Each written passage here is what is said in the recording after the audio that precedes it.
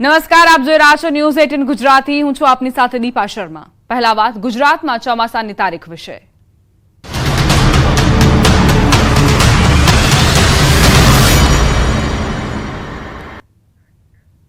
આખરે ગુજરાતમાં ચોમાસાની એન્ટ્રી ક્યારે? આ સવાલનો જવાબ હવામાન નિષ્ણાંત અંબાલાલ પટેલે આપ્યો છે। અંબાલાલે દેશમાં ચોમાસાની દસ્તકની તારીખ અને ગુજરાતમાં ચોમાસાના આગમનની તારીખનું અનુમાન લગાવ્યું છે। 28 મે આસપાસ આંદોમાન નિકોબાર ટાપુમાં વરસાદ થવાની શક્યતા છે। કદાચ મોન્સૂન ધરી લગભગ નીચે આઈટીસી ઝેડ ઇન્ટરટ્રોપિક કન્વર્જન ઝોન ઉપર આવવાની શક્યતા રહેતા આ વખતે ચોમાસું દક્ષિણ તટે કેરળ કાંઠે 28 મે આસપાસ આવવાની શક્યતા રહે। પણ ઘણી વખત ચોમાસું આવતા વચમાં અટકી જતું હોય છે, જેના કારણે 28 મેથી 5મી જૂન વચ્ચે લગભગ કેરળ કાંઠે ચોમાસું આવવાની શક્યતા રહે અને ગુજરાતમાં 8મી જૂન આસપાસ ચોમાસાની ગતિવિધિ શરૂ થઈ શકે અને કેટલાક ભાગમાં 8મી જૂન આસપાસ વરસાદ આવી શકે। ત્યારબાદ 15 જૂન પછી પણ વરસાદ આવવાની શક્યતા રહેશે। એટલે આ વખતે ચોમાસું જે છે એ દક્ષિણ છેડે વહેલું આવવાની શક્યતા રહેશે। જોકે 8મી જૂન પછી આવતો વરસાદ ભિન્ન ભિન્ન ભાગોમાં હોઈ શકે, પણ સાચું ચોમાસું 15 જૂન આસપાસ આવવાની શક્યતા રહેશે। જો કે ચોમાસા પહેલા પશુપાલકો અને ખેડૂતો સાવધાન રહેજો। અંબાલાલ પટેલે ખેડૂત મિત્રો અને પશુપાલકો માટે મોટી આગાહી કરી છે। 8મી જૂને થતા વરસાદથી જીવજંતુ વધારે પડવાની શક્યતા રહેશે, પણ આ ગરમી જે વધારે પડી રહી છે તેને જનધને સાવચેતી રાખવાની ગરમી જરૂર પડશે। ડિહાઇડ્રેશન ના થાય એનું ધ્યાન રાખવાનું પડશે। પશુઓએ માલધારીઓ પશુઓનું પણ ધ્યાન રાખવાનું રહેશે। પશુઓને આકરી ગરમીથી બચાવ કરવાના જે ઉપાયો છે યોજવાના રહેશે, કારણ કે આકરી ગરમીથી ગાભણે આવેલા પશુઓ તરોઈ જતા હોય છે। એટલે કે જે બચ્ચું જે છે તે વિયાણ વખતે મુદત પહેલાં મૃત પશુ જન્મતું હોય છે। એટલે આ ગરમીથી જનધને આ વખતે આકરી ગરમીથી ઘણી સાવચેતી રાખવાની જરૂર પડશે। અંબાલાલે આજથી 22 દિવસ બાદ ગુજરાતમાં ચોમાસાની ગતિવિધિની વાત કરી છે। જો કે હજુ ઉનાળો ગયો નથી। ભૂલ ન કરતા ઉનાળો જતા જતા તેનો અસલ રંગ જરૂર બતાવશે। અંબાલાલના મતે પારો 44 ડિગ્રીને આંબી શકે છે। હજુ આગામી વખતમાં આકરી ગરમી પડવાની શક્યતા રહેશે। 25 મેથી લગભગ અમદાવાદ, ગાંધીનગર કે મધ્ય ગુજરાતના ભાગોમાં મહત્તમ ઉષ્ણતામાન 43 ડિગ્રી, 43 ડિગ્રી સેલ્સિયસ કે 44 ડિગ્રી સેલ્સિયસ થવાની શક્યતા રહેશે। રોહિણી નક્ષત્રમાં કેટલાક ભાગોમાં ગરમી સાથે વરસાદ થવાની શક્યતા રહેશે અને લગભગ 25 મે આસપાસ અરબ સાગરમાં એક ચક્રવાત બનવાની શક્યતા રહેશે। જો કે આ ચક્રવાતનો માર્ગ કદાચ ઓમાન તરફ થઈ શકે, જેના કારણે પશ્ચિમ સૌરાષ્ટ્રમાં વરસાદ થવાની શક્યતા રહેશે અને ત્યારબાદ લગભગ 8મી જૂન આસપાસ દરિયામાં પવનો બદલાશે અને કેટલાક ભાગમાં વરસાદ થવાની શક્યતા રહેશે। તેમજ લગભગ બંગાળ ઉપસાગરમાં પણ મે માસમાં 14-15 મે આસપાસ ચક્રવાત સર્જાવાની શક્યતા રહેશે। હળવા પ્રકારનું કે લો પ્રેશર બનશે। રાજ્યમાં હજુ 2 દિવસ વરસાદી માહોલ રહી શકે। આજે થંડરસ્ટોર્મ એક્ટિવિટી સાથે વરસાદ પડવાની સંભાવના। તેજ પવન સાથે હળવાથી મધ્યમ વરસાદની શક્યતા। આજે રાજ્યના 13 જિલ્લામાં મધ્યમ વરસાદની આગાહી।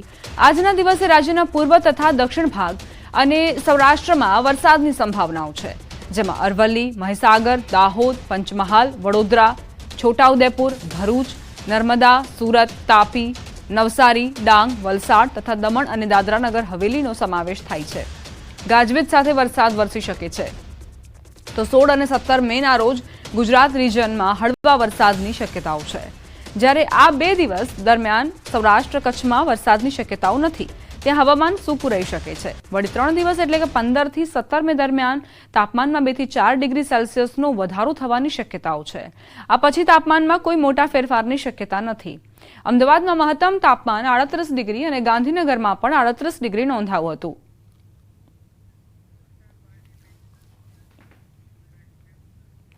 સમાચાર અમદાવાદથી પ્રાપ્ત થઈ રહ્યા છે. નારણપુરા અકસ્માતના સીસીટીવી સામે આવ્યા. કાર ચાલકે બાઇક સવારને અડફેટે લીધા હતા. 19 વર્ષીય સમર્થ અગ્રવાલે અકસ્માત સર્જ્યો. એક યુવકનું ઘટના સ્થળે જ મોત થયું હતું. બંને ઈજાગ્રસ્ત ગીર સોમનાથના વતની છે.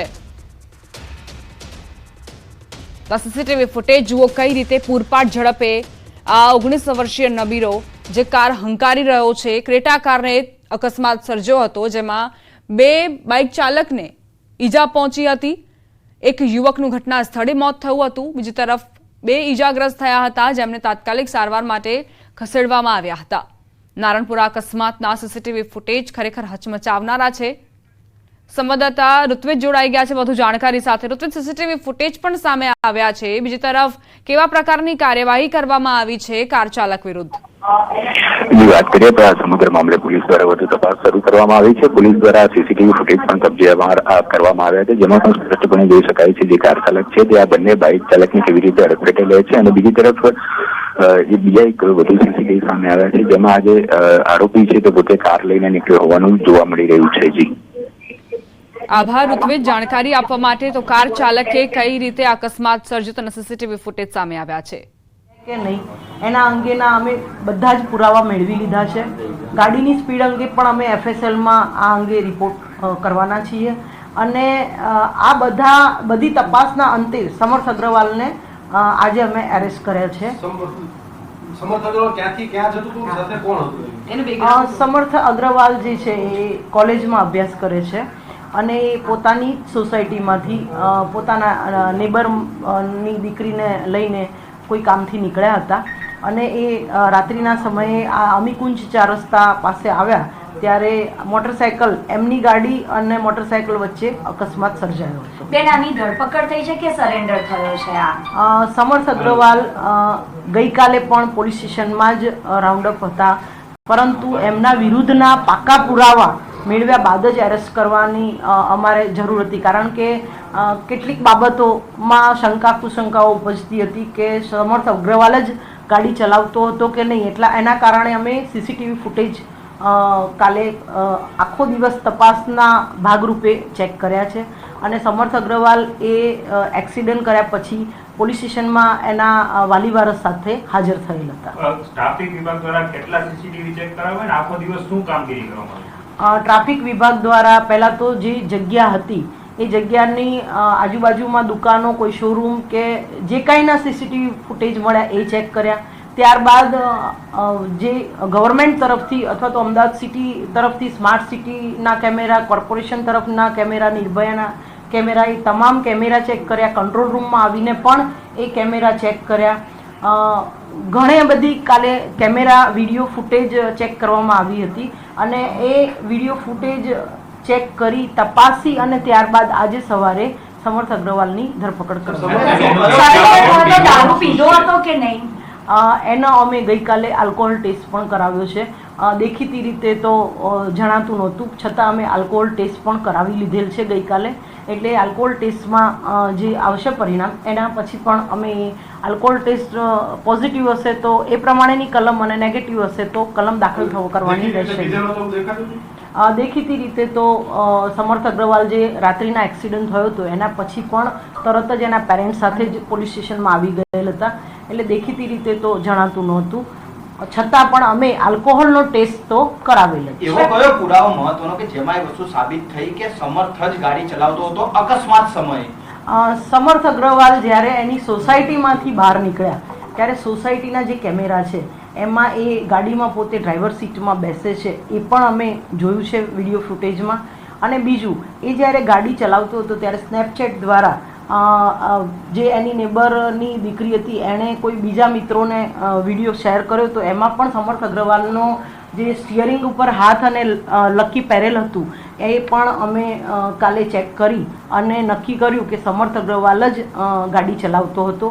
એની ગાડીની પાછળ એના ઓળખીતાને પણ ગાડી હતી જેમણે પણ સમર્થ અગ્રવાલ ગાડી ચલાવતો હતો એમ જણાવેલ હતું. એટલે નજરે જોનાર પણ સાક્ષી છે, એમના પુરાવા વિડીયો ફૂટેજ એના ઉપરથી સમર્થ અગ્રવાલ જ ગાડી ચલાવતો હતો એ સાબિત થાય છે. અકસ્માતના પછી કેટલા સમય પર વિડીયોની અંદર સ્પીડ કેટલી દેખાઈ રહી હતી જે સ્નેપચેટની અંદર વિડીયો મૂક્યો છે? અને અકસ્માત પછી કેટલા સમય હાજર થયો? સ્નેપચેટની અંદર વિડીયોમાં ખાલી સ્ટીયરિંગ દેખાઈ રહ્યું છે, એટલે આપણને સ્પીડની સ્નેપચેટમાં ખ્યાલ આવતો નથી, પણ સ્નેપચેટમાં સ્ટીયરિંગ ઉપર જે ચલાવનારના હાથ છે લકીવાળો, એ લકી સમર્થ અગ્રવાલે પહેરેલું જ હતું ગઈકાલે, એના ઉપરથી પણ ખ્યાલ આવે છે. અને એની સોસાયટીમાંથી બહાર નીકળે છે ત્યારે પણ એ ડ્રાઈવર સીટમાં બેસે છે, એ પણ અમે વિડીયો ફૂટેજ મેળવી લીધેલ છે. એટલે એ બંને દ્વારા તો એવું સાબિત થાય જ છે કે સમર્થ અગ્રવાલ જ ચલાવતો હતો. સ્પીડ માટે અમે FSL ને રિપોર્ટ કરેલ છે ઇન્વેસ્ટિગેશનના ભાગરૂપે. એ જે ક્રેટા કંપનીની કાર છે એના કંપનીમાં પણ જો એવી કોઈ ચીપ કે એવી આવતી છે તો એ પણ રિપોર્ટ અમે કરેલ છે. એના માટે RTOને પણ ટેકનિકલ રિપોર્ટ, એના ટેકનિકલી શું સ્પીડ હતી, બ્રેક ફેલ થઈ ગઈ હતી, શું હતું, એ ટેકનિકલ ખામી માટે પણ RTOને અમે રિપોર્ટ કરેલ છે. એટલે સ્પીડ માટે FSL અને કંપનીની જે કંઈ રિપોર્ટ આવશે એના ઉપરથી અમે આગળની કાર્યવાહી કરીશું. પૂછું પ્રશ્ન પૂછી લો. સમર્થનું સમર્થ જે છે એ કેટલા સમયની અંદર સામેથી હાજર થયો તો અકસ્માત પછી સમર્થ અગ્રવાલ તરત જ પોલીસ સ્ટેશનમાં હાજર થયેલ હતો. અને પરંતુ ફરિયાદીના સગાવાલા તરફથી કેટલીક શંકા સેવવામાં આવી, ફરિયાદીને સંતોષ મળે એના માટે થઈ અને અમે પહેલાં સમર્થ અગ્રવાલ જ ચલાવતો હતો કે નહીં એના માટે પહેલા વિડીયો ફૂટેજ અને ચેક કરીને ત્યારબાદ જ અમે એને અટક કરવાની હાજર થયા બાદ ટ્રાફિક વિભાગને કેટલી વાર તપાસતા લાગી અને પછી તેની અટકાયત કરીને ધરપકડ કરી? કેટલો સમય થયો? ટ્રાફિક વિભાગે ગઈકાલે આખો દિવસ એટલે કે 14મીનો આખો દિવસ સવારથી સાંજ સુધી વિડીયો ફૂટેજ માટે તમામ ત્યાંની એક્સિડન્ટ અકસ્માત કરી છે એ સ્થળની આજુબાજુના વિડીયો ફૂટેજ ચેક કર્યા છે અને કંટ્રોલ રૂમમાં આવીને પણ ચેક કર્યા છે અને સ્માર્ટ સિટીના કોર્પોરેશનમાં જઈને પણ જ્યાં આગળ એનું ફીડ મળે છે ત્યાં બધે જ કેમેરાના CCTV ફૂટેજ ચેક કરેલ છે. સમર્થ ગાડી ચલાવતો તે ચેક કરવા માટે ટ્રાફિક વિભાગને એક દિવસનો સમય લાગ્યો? બિલકુલ એક દિવસ નહીં. સમર્થ અગ્રવાલને કદાચ અમને ગઈકાલે એક દિવસમાં એની વિરુદ્ધના પુરાવા ન મળ્યા હોત તો અમે આજે પણ એ તપાસ ચાલુ રાખત. બેન, આ સમર્થ તરત હાજર થઈ ગયો તો દારૂનો ટેસ્ટ કેટલા સમય પછી કરવામાં આવ્યો? અમે દારૂનો ટેસ્ટ લગભગ 12 કલાક પછી અમે એનો દારૂના ટેસ્ટ માટે મોકલવામાં આવેલ હતો. સર, સમર્થનો પરિવાર શું કરે છે? સમર્થ ક્યાં ભણે છે? વિદેશ છે કે શું છે? અકસ્માતના અનુસંધાને જોવા જઈએ તો એના પરિવાર વિશેની માહિતી અમારા અકસ્માતને રિલેટેડ જાણવાની હોતી નથી કે એના ફાધર શું કરે છે, એના મધર શું કરે છે. હા, આ જે અકસ્માત કરનાર વ્યક્તિ એ ખરેખર કઈ પ્રકારનો છે, શું કરતો હતો, અભ્યાસ કરે છે કે નહીં, એ બધું જ અમે ઇન્વેસ્ટિગેશનના ભાગરૂપે જાણેલ છે. અને બાકી એના ફેમિલીનું બેકગ્રાઉન્ડ અમારે જાણવાની જરૂર જણાતી નથી. સમર્થ ક્યાં ભણે છે? વિદેશ ભણે છે કે ક્યાં ભણે છે? સમર્થે અકસ્માત કર્યો છે એ જ અમારા માટે આ ઇન્વેસ્ટિગેશનના ભાગરૂપે તપાસનો મુદ્દો છે. એટલે સમર્થ ક્યાં ભણે છે, કઈ કોલેજમાં ભણે છે એ અમારા માટે અકસ્માતમાં તપાસનો મુદ્દો નથી. ઓકે. હા, બધી બેન, આ શાહીબાગમાં TRP જવાનની કંઈક મારામારીનો મામલો नहीं लागे मैम, ये ओवर स्पीडिंग तो आपको लग रहा है इसके अंदर कोई प्राइमरी इन्वेस्टिगेशन में कोई भी? एक मिनट, मैं लाइव होती क्यों? कट करना चलो હવે કટ કરना. ટ્રાફિક વેસ્ટના ડીસીપી નીતા દેસાઈ જેમણે જાણકારી આપી કે સમર્થ જે છે તે જ ગાડી ચલાવતો હતો અને ખરાઈ કરવા માટે પોલીસે અલગ અલગ CCTV કેમેરાની ચકાસણી કરી હતી.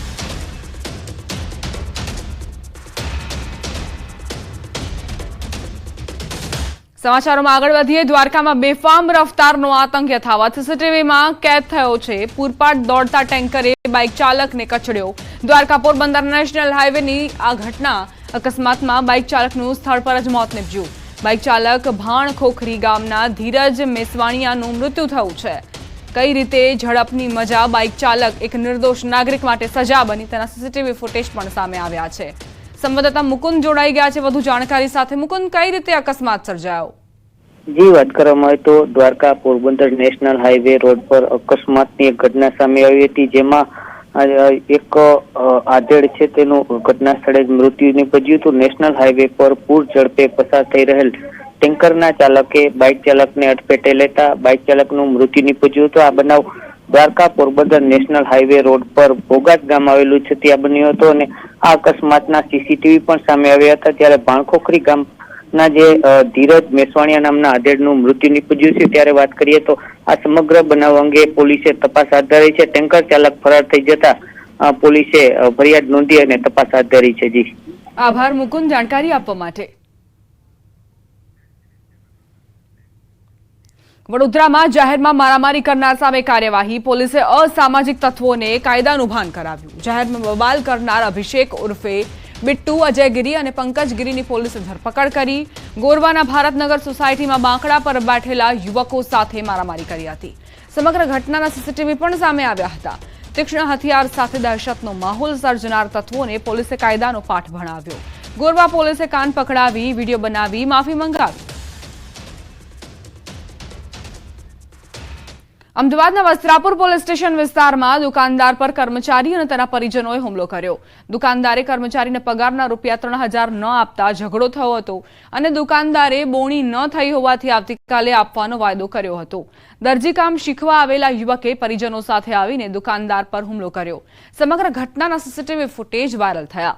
કર્મચારી, તેના માતા પિતા અને મામા સહિત 4 લોકો વિરુદ્ધ પોલીસ ફરિયાદ નોંધાઈ છે. અમદાવાદમાં ટીઆરબી જવાન સાથે મારામારી મામલે યુવક સામે ફરિયાદ નોંધાઈ. શાહીબાગ પોલીસે વિનોદ પરમાર નામના યુવક સામે ફરિયાદ નોંધી તપાસ શરૂ કરી છે. ટીઆરબી જવાન પ્રકાશ પટણી સાથે મારામારીનો વિડીયો વાયરલ થયો હતો. વિનોદ પરમાર નામના વ્યક્તિએ ટીઆરબી જવાન સાથે ઝઘડો કર્યો હતો અને મારામારી કરી હતી.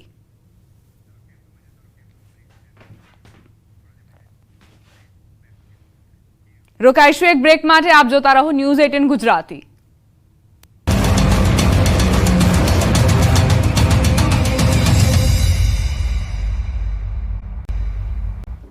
Welcome back. सीधा जयशु हवामान विभाग की प्रेस कॉन्फ्रेंस में तापमान जो है 40 डिग्री के सेंटीग्रेड के आसपास रहने का पूर्वानुमान है और पार्टली क्लाउडी स्काई भी रहेगा आज का जो पूर्वानुमान.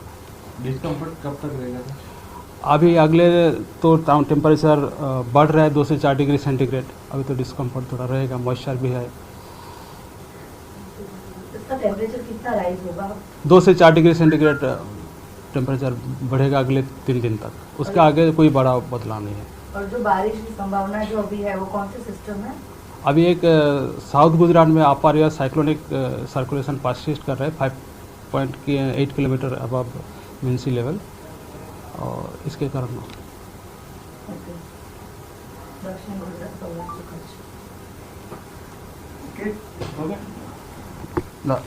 नॉर्थ गुजरात. હવામાન વિભાગના ડાયરેક્ટર એકે દાસ, જેમણે માહિતી આપી કે હજુ 2 દિવસ વરસાદી માહોલ રહી શકે છે. તેજ પવન સાથે વરસાદ વરસી શકે છે. રાજ્યના 13 જિલ્લામાં મધ્યમ વરસાદની આગાહી છે. વરસાદ સાથે ગરમીનો પારો પણ ઉંચકાશે 2 દિવસ બાદ.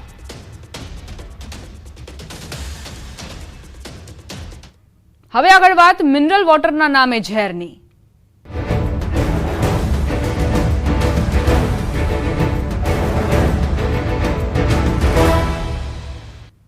રાજકોટ શહેરના લોકો માટે મોટા સમાચાર પ્રાપ્ત થઈ રહ્યા છે. બહારથી મિનરલ વોટર મંગાવતા પહેલા સાવધાન થઈ જજો. 20 જેટલા મિનરલ વોટરના નમૂના ફેલ થતા વિક્રેતાઓ પર પ્રતિબંધ લાદવામાં આવ્યો છે. મિનરલ વોટર વિક્રેતાઓ વિરુદ્ધ કાર્યવાહી. મનપાના આરોગ્ય વિભાગે સેમ્પલ લીધા હતા. પરીક્ષણમાં નમૂના ફેલ થતા નિર્ણય લેવાયો. પાણીજન્ય રોગચાળો અટકાવવા મહત્વનો નિર્ણય લેવાયો છે. રાજકોટ મહાનગરપાલિકાના આરોગ્ય વિભાગે મિનરલ વોટરના 20 વિક્રેતાઓને પાણી વિતરણ બંધ કરવા નોટિસ પાઠવી છે. ગત સપ્તાહમાં 39 મિનરલ વોટરના વિક્રેતાઓને ત્યાંથી નમૂના લેવામાં આવ્યા હતા. તેમાં ચાલુ સપ્તાહે 20 નમૂના લેવાયા હતા, જે નમૂના પરીક્ષણ અર્થે પીડીયુ મેડિકલ કોલેજની માઇક્રોબાયોલોજી લેબોરેટરી ખાતે મોકલી આપવામાં આવ્યા હતા, જે અંતર્ગત 3 સેમ્પલમાં ઇન્ટરમીડિયેટ પરિણામ આવ્યા છે. 17 સેમ્પલમાં સંતોષકારક પરિણામ ન આવતા તાત્કાલિક અસરથી 20 મિનરલ વોટર વિક્રેતાઓને પાણી વિતરણ બંધ કરવા આદેશ આપવામાં આવ્યા છે. જે પ્રકારનું પાણી મિનરલ વોટરના નામે મિનરલ વોટર વિક્રેતાઓ દ્વારા વેચવામાં આવી રહ્યું હતું, તેમાં બેક્ટેરિયાનું પ્રમાણ ખૂબ જ વધુ જોવા મળતું હતું. સપ્તાહે અને આ સપ્તાહે જોવા જઈએ તો વિવિધ પ્રકારના જે પાણીનું વિતરણ કરતા જગ કેરબાના વિતરણકારોને ત્યાંથી પાણીના નમૂના જે છે એ લેવામાં આવ્યા હતા. ગત સપ્તાહે 49 અને આ સપ્તાહે ટોટલ 20 નમૂના જે છે લેવામાં આવ્યા હતા. ગત સપ્તાહે 39 અને આ સપ્તાહે ટોટલ જે 17 જે છે એ પાણીના નમૂનાનું રિઝલ્ટ જે છે પીડી મેડિકલ માઇક્રોબાયોલોજી ડિપાર્ટમેન્ટ દ્વારા જે છે આપવામાં આવ્યું છે. અને આ રિઝલ્ટ જે છે એમાં પાણીમાં બેક્ટેરિયાની માત્રા ઘણી બધી વધારે જોવા મળેલ છે અને અનસેટિસ્ફેક્ટરી રિઝલ્ટ જે આપણને મળેલ છે. આ પ્રકારે બેક્ટેરિયા યુક્ત પાણી પીવાથી ઝાડા, ઉલટી, ટાઇફોઇડ, મરડો સહિતની બીમારીઓ થઈ શકે તેમ છે. જુદા જુદા પેટના રોગો તેમજ પેટના ઇન્ફેક્શન પણ થાય તેવી પૂરેપૂરી સંભાવનાઓ રહેલી હોય છે. ઝાડા ઉલટી, એક્યુટ ગેસ્ટ્રોએન્ટરાઇટિસ ઉપરાંત જોવા જઈએ તો મરડો કે કોલેરા કે ટાઇફોઇડના કેસીસ જે છે એ વધવાની શક્યતા જે આવા દૂષિત અને બેક્ટેરિયાયુક્ત પાણી પીવાથી થઈ શકે છે. પ્લાન્ટ થયો 2 વર્ષ અમને અધિકારીઓ પૂછ્યા વગર આવી ના શકે. પૂછ્યા વગર આવી ના શકે. આવી શકે આવી મને કઈ ખ્યાલ નથી. સમજો આવી શકે ગમે કરી શકે. એને સેમ્પલ પૂછીને પાણીમાં જેનો પ્લાન્ટ હોય એમાં તો પૂછવું જોઈએ ને ભગવાન કે ભાઈ અમે નળનું પાણી ભરીને લઈ જશે. નળનું પાણી લઈ જશે ભરીને અમને અહીંયા ખ્યાલ નહીં હોય ને પછી આવી સેમ્પલ પ્રોપેસ મારી દેશે. મહેમદાવાદ તાલુકાના સામૂહિક આરોગ્ય કેન્દ્રમાં ફરજ બજાવતા સર્જન ડોક્ટર બ્રિજેશ પંચાલ સામે ગંભીર આક્ષેપ થયા. ડોક્ટર બ્રિજેશ પંચાલ ખાનગી હોસ્પિટલ ચલાવતા હોવાના આક્ષેપ થયા છે. આ ડોક્ટર અમદાવાદ શહેરના મણિનગર વિસ્તારમાં પ્રમુખ હોસ્પિટલ નામે ખાનગી હોસ્પિટલ ચલાવે છે. વળી આ ડોક્ટર તેમના પાસે સારવાર માટે આવતા દર્દીઓને પોતાના ખાનગી હોસ્પિટલમાં જવાની સલાહ આપતા હોવાની પણ ફરિયાદો સામે આવી છે. સામાન્ય રીતે આરોગ્ય વિભાગના નિયમો અનુસાર સરકારી તબીબો માટે ફરજિયાત હોય છે કે તેઓ જે સ્થાને નિમણૂક ધરાવે છે ત્યાંનું નિવાસસ્થાન ધરાવે. છતાં તેઓ નિયમોની અવગણના કરે છે, જેથી લોકોમાં આક્રોશ છે. આ મામલે સ્થાનિકો દ્વારા જિલ્લા તેમજ રાજ્ય સ્તરે લેખિત રજૂઆત કરાઈ છે. પ્રકાશિત થયું છે એટલે મને જાણ થઈ છે કે આ રીતનું બોગસ અથવા તો પ્રાઇવેટ પ્રેક્ટિસ કરી રહ્યા છે અને એ વિરુદ્ધની અંદર લગભગ મુખ્ય જિલ્લા આરોગ્ય અધિકારી શ્રી દ્વારા પણ એવું નિવેદન આવેલું છે કે એ તપાસ ચાલુ છે. પાટણના રાધનપુરમાં આવેલા આસ્થા હોસ્પિટલ પર આક્ષેપ લાગ્યા. હોસ્પિટલે પ્રસૂતાની યોગ્ય સારવાર ન કરી હોવાના આરોપ લાગ્યા છે. આસ્થા હોસ્પિટલની ડોક્ટરની ટીમ દ્વારા યોગ્ય નિદાન કર્યા વિના જ પ્રસૂતાને દવા આપીને ઘરે મોકલી દેતા મામલો વિવાદમાં પરિણમ્યો. પ્રસૂતાને પેટમાં દુખાવાની ફરિયાદ હોવા છતાં તેને સારવાર ન આપવામાં આવી.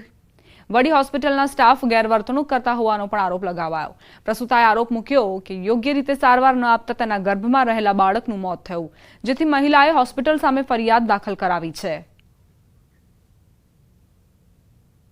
કે 3 મહિનાથી અહીંયા દવા લેતી હતી તો એને પહેલા રિપોર્ટમાં કાંઈ ના આવ્યું, બીજા રિપોર્ટમાં ના આવ્યું, છેલ્લા રિપોર્ટમાં એ જ ડૉક્ટર એવું કહેવા છે કે આમાં કાંઈ ગાંઠ નહીં હોતું. તો એણે કાંઈ સારવારનું ના બતાવ્યું, કંઈ આગળ જવાનું ના બતાવ્યું. મારી પબ્લિક વારંવાર અહીંયા જી છતાંય એણે કોઈ ઇન્જેક્શન આલ્યા, પાટલા ચડાયા અને દીકરીને પાછી ઘરે મૂકી દીધી. તોય ટક્કર દીકરીએ ના ચાલી. મારે 3 મહિનાનો ગર્ભ હતો અને મારે દેવજીની દવા 3 મહિનાથી ચાલુ હતી અને મેં દવા કરાવી તો મને એમ કે તમને પેટમાં બાળકનો વિકાસ સારો છે ને બાળકે સારું છે, પણ મને પેટમાં દુખાવો મળતો નહીં અને હું દવા કરાવવા જઉં તો મને બાટલા ચડાવે, ઇન્જેક્શન આલે, પણ ઘરે આવીને મને દુખાવો ના ફેર પડે અને મને જીવ મારો જાય એવો હતો અને કંઈ થતું હતું. મને કેટલું દુઃખ પીડા થતી હતી. મને પાણી કાઢ્યું, મારું બાળક મરી ગયું.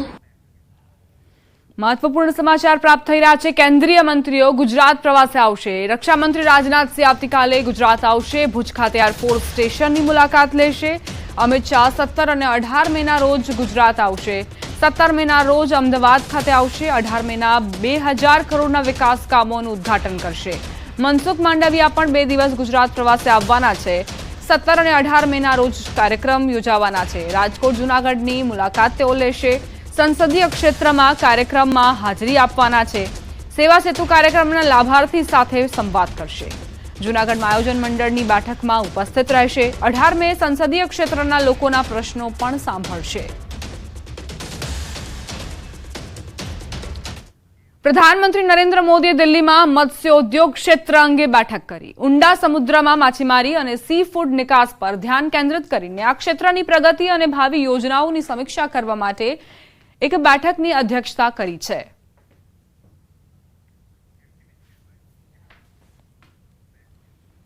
ધોરાજી સરકારી હોસ્પિટલની સુવિધામાં વધારો થયો, જેનો સીધો લાભ ધોરાજી તાલુકાના લોકોને મળશે. ધોરાજી સરકારી હોસ્પિટલમાં ડિજિટલ એક્સ-રે મશીન સિસ્ટમ કાર્યરત કરાઈ. સૌરાષ્ટ્રમાં પ્રથમ ધોરાજીની સરકારી હોસ્પિટલમાં આ સુવિધા શરૂ કરવામાં આવી. જિલ્લા કલેક્ટર દ્વારા આરોગ્ય મેળાની ગ્રાન્ટમાંથી કમ્પ્યુટરાઇઝ્ડ રેડિયોગ્રાફી સિસ્ટમ આપવામાં આવી છે. 8,94,880 રૂપિયાની નવી ડિજિટલ એક્સ-રે સિસ્ટમ પ્રસ્થાપિત કરવામાં આવી છે. આ સિસ્ટમથી બારીકથી બારીક અને સચોટ નિદાન કરી શકાશે. સરકારી હોસ્પિટલમાં એમડી, કાર્ડિયોલોજિસ્ટ, પેથોલોજિસ્ટ અને ઓર્થોપેડિક ડોક્ટરો પણ હાજર થયા. આધુનિક લેબોરેટરી સાથે હવે દર્દીઓને ડોક્ટરોની પણ સુવિધા મળી રહેશે. અગાઉ દર્દીઓને જૂનાગઢ રેફર કરવામાં આવતા હતા. આપણે જે એક્સરે નું ડિજિટલ મશીન આવી ગયું છે અત્યારે, કે જે આપણે બહાર જવું પડતું હતું, જૂનાગઢ જવું પડે, અને આપણે ધોરાજીમાં 29 થી 30 ગામડા આપણે લાગુ પડે છે, અને લોકોને બહાર જવું પડતું. એક્સરે માં મશીન આવી ગયું ડિજિટલ, એટલે જે બહાર ખર્ચો થતો હતો લોકોને, એ હવે અત્યારે દર્દીને નહીં થાય. ડિજિટલ એક્સરે સિસ્ટમ છે, એનાથી જેની ગુણવત્તા, એક્સરેની જે ગુણવત્તા હોય, જે ઝાંખીને ક્વોલિટી પુઅર આવતી, એકદમ ક્લિયર ક્વોલિટી આવશે, ઝડપી આવશે, અને આજના યુગમાં દર્દી એના મોબાઈલમાં સેવ બી કરી શકશે અને ટ્રાન્સફર બી કરી શકશે. અને જે એના માટે થઈને દર્દીઓને જે જૂનાગઢને રિફર કરવા પડતા હતા, એ રિફરનું પ્રમાણ ઘણું ઓછું રહેશે. તો ધોરાજીમાં 8.95 લાખના ખર્ચે આ સુવિધા આપવામાં આવી છે. કાર્ડિયોલોજિસ્ટ, પેથોલોજિસ્ટ હાજર છે. દર્દીઓને જૂનાગઢના ધક્કા ખાવાથી પણ છુટકારો મળશે અને ધોરાજીમાં જ સરકારી હોસ્પિટલમાં જ સુવિધાઓ મળશે. આ સાથે જ બુલેટિનમાં અત્યારે બસ આટલું જ. વધુ અપડેટ્સ માટે આપ જોતા રહો News 18 ગુજરાતી.